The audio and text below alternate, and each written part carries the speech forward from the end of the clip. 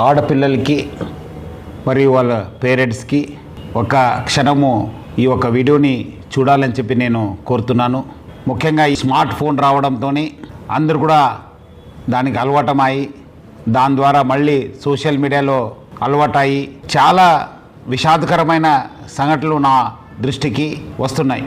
వాళ్ళు కథనాలు చూసిన తర్వాత చాలా అంటే చాలా బాధ అనిపిస్తుంది.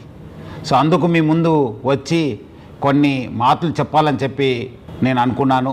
ఆడపిల్లలు చాలామంది ఈ స్మార్ట్ ఫోన్స్ అలవాటైన తర్వాత ఎవరో ఇన్స్టాగ్రామ్లో లేదంటే ఫేస్బుక్లో లేదంటే వాట్సాప్లో ఏదో రిక్వెస్ట్ పెట్టి ఆ రిక్వెస్ట్ పెట్టే ముందు అందమైన ఒక అబ్బాయి లేదంటే ఫేక్ ఫొటోస్ యూజ్ చేసి లేదంటే ఫిలిం స్టార్స్ ఫోటో యూజ్ చేసి వాళ్ళు డీపీ పెట్టుకోవడము, మన ఆడపిల్లలు వాళ్ళ ఒక రిక్వెస్ట్ని యాక్సెప్ట్ చేయడము, తర్వాత వాళ్ళతోని చాలా చనువుగా ఉండడము జరుగుతుంది.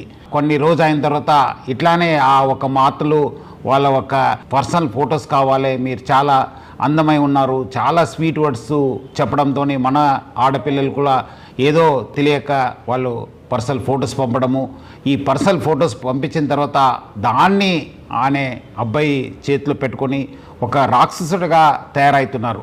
ఆ ఒక ఫొటోస్తోని బ్లాక్మెయిల్ చేయడము, లేదంటే నాకు ఫిజికల్గా కలవండి అని చెప్పడము, లేదంటే ఈ మధ్యలో డబ్బులు కూడా మీరు నాకు పంపించాలని చెప్పి చాలామంది ఆడపిల్లలు దొంగతనం చేసి లేదంటే వాళ్ళ సంపాదించిన డబ్బులతోని వాళ్ళకి పంపడం జరుగుతుంది.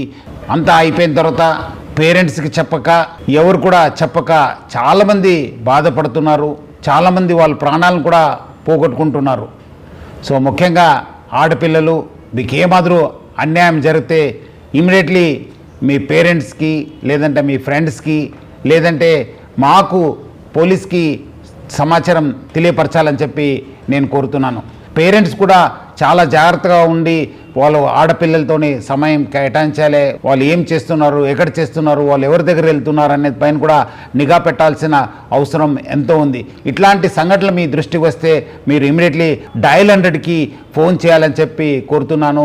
మీకు ఎక్కడాದರೂ అన్యాయం జరిగితే మీ వెంట ఎప్పుడు కూడా తెలంగాణ పోలీసు, మీ వెంట హైదరాబాద్ సిటీ పోలీసు ఎప్పుడు కూడా ఉంటుంది. చాలామంది అబ్బాయిలు అనుకుంటారు మనము సోషల్ మీడియా వాడుతున్నాను, మనం ఫేక్ డీపీ వాడుతున్నాను, ఫేక్ నెంబర్ వాడుతున్నాను, VPN వాడుతున్నాను అని చెప్పి చాలామంది అబ్బాయిలు అనుకోవచ్చు. కానీ వాళ్ళు ఎక్కడున్నా పట్టుకొని వచ్చే బాధ్యత తెలంగాణ పోలీసు మరి హైదరాబాద్ పోలీస్ పైన ఉంది. మీ అందరు కూడా తీసుకొచ్చి కటకటాల వెనక పెట్టే బాధ్యత మా పైన ఉంది. ముఖ్యంగా ఆడపిల్లలు అందరూ కూడా ముందు వచ్చి ఇలాంటి వాళ్ళపైన కంప్లైంట్ ఇవ్వాలి. అట్లానే పేరెంట్స్ ప్లస్ పిల్లలు అందరూ కూడా ఆడపిల్లలు జాగ్రత్త ఉండాలని చెప్పి కోరుతూ సెలవు తీసుకుంటాను. Thank you. జై హింద్, జై హైదరాబాద్ సిటీ పోలీస్.